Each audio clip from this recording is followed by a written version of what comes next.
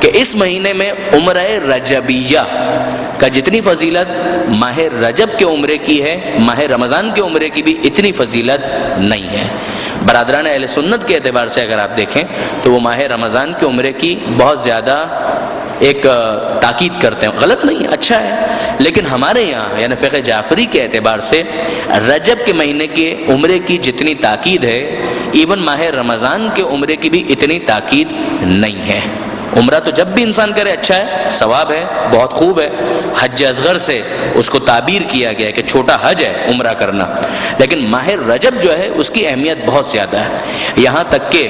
معصوم سے جب کسی نے یہ سوال کیا کہ مولا میرے لیے امکان نہیں ہے کہ اگر میں اپنے گھر سے نکلوں تو رجب میں مکہ پہنچ پاؤں گا، اب ظاہر ہے کہ اس زمانے کو آپ تھوڑا سا ویژولائز کریں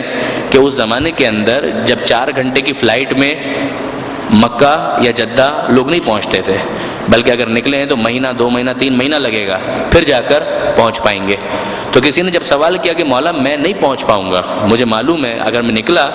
تو گھر سے نکل جاؤں گا رجب میں، لیکن جب پہنچوں گا تو رجب گزر چکا ہوگا، تو میں کیا کروں؟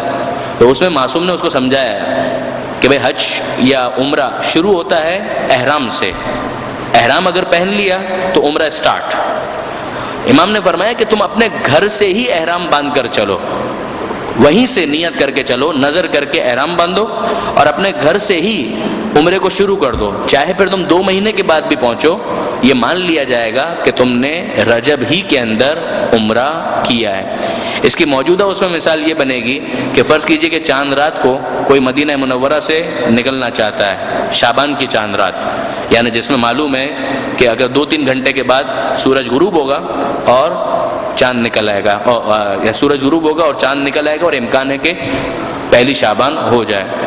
تو وہ اگر جانتا ہے اور وہیں سے نیت کر لے تو جیسے اس نے نیت کر لی، اب چاہے اگلے دن پہلی شعبان بھی ہو مگر اس کو ثواب جو ہے وہ رجب کے عمرے کا ہی ملے گا۔ یعنی یہ مسئلہ اتنا امپورٹنٹ تو بنتا ہے کہ امام نے اس کو ٹالا نہیں ہے،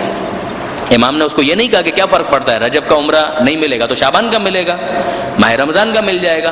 امام نے کہا یہ نہیں، بلکہ تم اپنے گھر سے یہ ثواب حاصل کرنا اور اس کے لیے پریشان ہونا بالکل جسٹیفائیڈ ہے، یعنی صحیح ہے، تم صحیح پریشان ہو رہے ہو کہ رجب کے عمرے کا ثواب مس ہو جائے گا، یہ تمہارا پریشان ہونا بالکل درست ہے، بالکل ٹھیک ہے، لہٰذا اپنے گھر سے ہی نظر کر کے احرام باندھو اور اس کے بعد پھر تمہارا عمرہ شروع ہو جائے گا، چاہے پھر تم مہینے 2 مہینے کے بعد وہاں پہنچ کر عمرے کے باقی افعال کو انجام دو، کوئی حرج اور کوئی اشکال اس کے اندر نہیں ہے۔ تو یہ مسئلہ اس اعتبار سے بہت زیادہ امپورٹنٹ